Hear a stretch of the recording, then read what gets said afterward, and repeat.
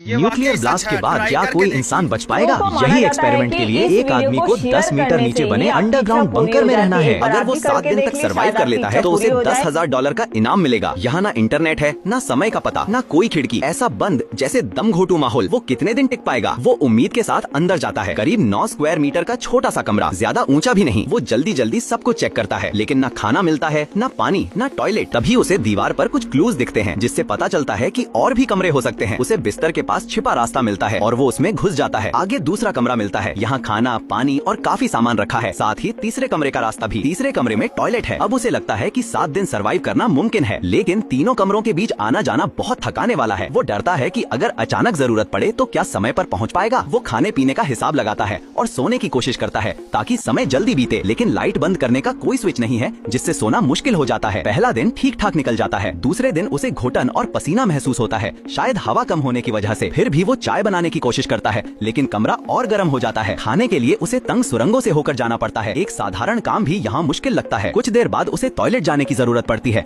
और वो जल्दी जल्दी सुरंगों से होकर वहाँ पहुँचता है। डर रहता है कि कहीं देर ना हो जाए। वो टॉयलेट तक पहुँच जाता है। फिर वो कंबल से एक छोटा सा टेंट बनाता है ताकि रोशनी कम हो और नींद आ सके। लेकिन अचानक हालात बदल जाते हैं। पानी धीरे धीरे कमरे में भरने लगता है और पूरा बंकर डूबने लगता है। वो घबरा जाता है और एग्जिट्स को बंद करने की कोशिश करता है। पानी बढ़ता जा रहा है और इलेक्ट्रिक रिस्क भी हो सकता है। वो दूसरे कमरों में जाकर चेक करता है, समझ नहीं आता ये क्या हो रहा है। फिर टॉयलेट को ऊंचा रखता है ताकि गंदगी ना फैले। पानी लगातार बढ़ रहा है। पहला कमरा डूबने लगता है। वो जल्दी जल्दी जरूरी सामान बचाने की कोशिश करता है और दिन बीत जाता है। तीसरा दिन बहुत मुश्किल गुजरता है। पानी इतना बढ़ जाता है कि रास्तों से गुजरते समय उसे आधा चेहरा बाहर रखकर सांस लेनी पड़ती है। वो फैसला करता है कि अब सिर्फ उसी कमरे में रहेगा जहाँ खाना है। चौथे दिन वो वहीं टिक जाता है। खाने पीने की कमी नहीं है, लेकिन टॉयलेट जाना अब बहुत मुश्किल हो गया है।